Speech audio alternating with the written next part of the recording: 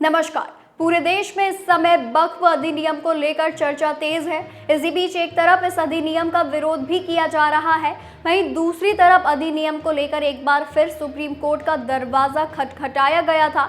लेकिन कोर्ट ने शुक्रवार को वक्फ अधिनियम 2025 की संवैधानिक वैधता को चुनौती देने वाली एक नई याचिका पर विचार करने से इनकार कर दिया है। Chief justice Sanjeev Khanna, justice Sanjay Kumar और जस्टिस के.वी. विश्वनाथन की बेंच इस मुद्दे पर 5 मई को याचिकाओं पर सुनवाई करने वाली है। बेंच ने, जिसने पहले यह साफ कर दिया था कि वह 70 से ज्यादा वादियों में से सिर्फ 5 पर सुनवाई करेगी, उसने एक बार फिर कहा कि इस मुद्दे पर कोई और नई याचिका पर विचार नहीं किया जाएगा।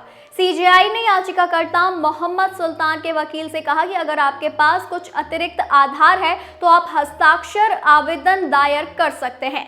इससे पहले 29 अप्रैल को बेंच ने अधिनियम की संवैधानिकता, वैधता और इसको चुनौती देने वाली 13 याचिकाओं पर विचार करने से इनकार कर दिया है।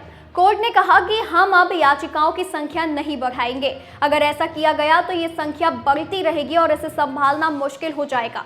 बेंच ने 17 अप्रैल को सिर्फ 5 याचिकाओं पर सुनवाई करने का फैसला किया था और मामले का शीर्षक दिया इन रे यानी वक्फ संशोधन अधिनियम 2025। केंद्र ने तब बेंच को आश्वासन दिया था कि वो 5 मई तक ना तो उपयोगकर्ता की तरफ से वक्फ सहित वक्फ संपत्तियों को गैर अधिसूचित करेगा, ना ही केंद्रीय वक्फ परिषद और बोर्डों में कोई नियुक्ति करेगा।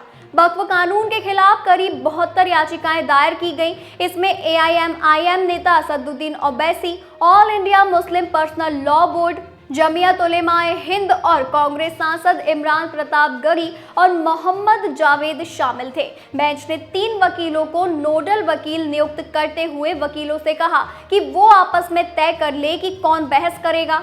बेंच ने कहा कि हम साफ करते हैं कि अगली सुनवाई प्रारंभिक आपत्तियों और अंतरिम आदेश के लिए होगी। केंद्र ने हाल ही में अधिनियम को अधिसूचित किया, जो दोनों सदनों में बहस के बाद संसद में पारित हुआ।